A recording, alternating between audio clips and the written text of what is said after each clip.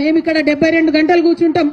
ఈ 72 గంటల్లో మీరు ఢిల్లీలో రేపటి నుంచి మీ అగ్రనాయకులు కలుస్తా ఉన్నారు. ముఖ్యమంత్రి గారు నేను డిమాండ్ చేస్తా ఉన్నా, వాళ్ళ పర్మిషన్ తీసుకోండి. మరి ఇంతమంది ఇక్కడ కూర్చొని ఎందుకు నిరాహార దీక్ష చేస్తా ఉన్నాం?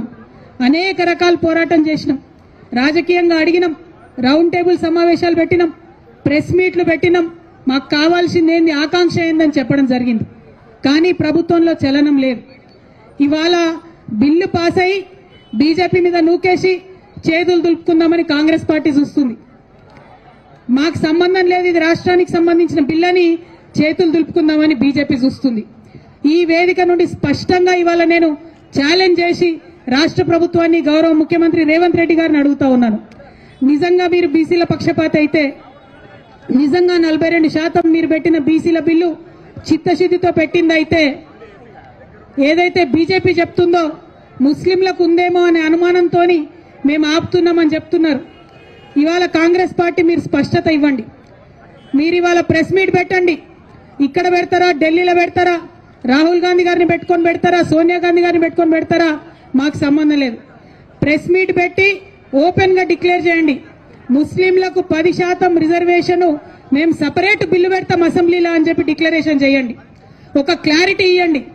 దాంతో ఏమైతుంది, ఇప్పుడున్న 42%లో ముస్లిం మైనారిటీల రిజర్వేషన్ దీంట్లో ఇంక్లూడెడ్ కాదు, ముస్లింస్ కి సపరేట్ గా 10% రిజర్వేషన్ పెట్టాలని చెప్పి మేము డిమాండ్ చేస్తా ఉన్నాం. ఇక అప్పుడు బీజేపీ మీద ఉంటది బాధ్యత.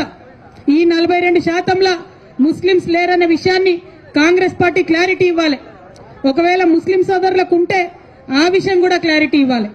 కానీ మీరు ఏ విషయం చెప్పకుండా మేము బిల్లు పాస్ చేసినాం, బీజేపీ వాళ్ళు సంతకాలు పెడతలేరని మోసం చేయొద్దని చెప్పి మాత్రం కాంగ్రెస్ పార్టీని మేము డిమాండ్ చేస్తా ఉన్నాం.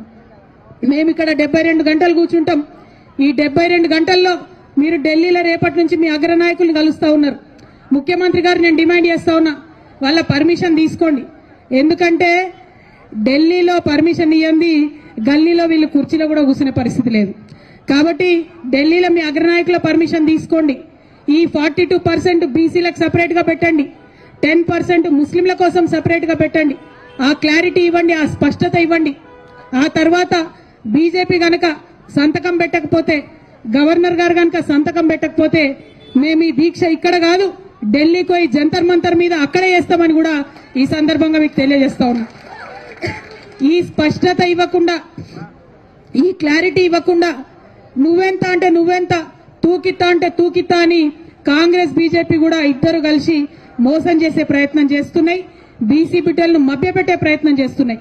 ఈ ప్రయత్నాన్ని మాత్రం మేము ఎట్టి పరిస్థితుల్లో సఫలం చేయనిచ్చేది లేదు.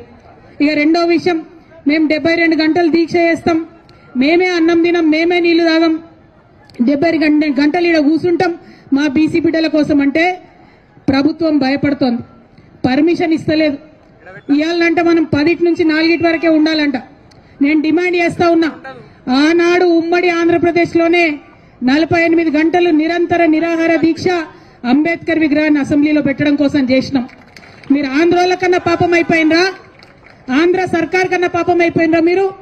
ఆనాడు ఉమ్మడి ఆంధ్రప్రదేశ్ లో సమైక్యాంధ్ర పాలకులు కూడా పర్మిషన్ ఇచ్చిండ్రు. ధర్నా చౌక్ ఓపెన్ చేసినా అని చెప్పి ఢిల్లీలో గప్పాలు కొడతారు మన ముఖ్యమంత్రి గారు. కానీ మాకు పర్మిషన్ ఇవ్వడానికి ఎందుకు భయపడతా ఉన్నారు? మేము ఇప్పుడు మళ్లీ డిమాండ్ చేస్తున్నాం ప్రభుత్వాన్ని, మాకు 72 గంటల నిరంతర నిరాహార దీక్ష కోసం పర్మిషన్ ఇవ్వాలి. हम दिन में भी यहीं पे बैठेंगे, रात में भी यहीं पे बैठेंगे, लेकिन जिद नहीं छोड़ेंगे, पानी नहीं पिएंगे, खाना नहीं खाएंगे जब तक बीसी का बिल नहीं लाएंगे. మరి అందుకోసమే ప్రభుత్వాన్ని అడుగుతా ఉన్నాం, మీరు మంచి మాట కమాన ఇవ్వండి, లేకపోతే ఆల్టర్నేట్ గా 12కి మేము కోర్టుకు కూడా పోతున్నాం. న్యాయస్థానం అన్నా మా న్యాయమైనటువంటి ఆకాంక్షకు మద్దతుగా నిలబడుతుందని చెప్పి మనస్ఫూర్తిగా మేము నమ్ముతా ఉన్నాం.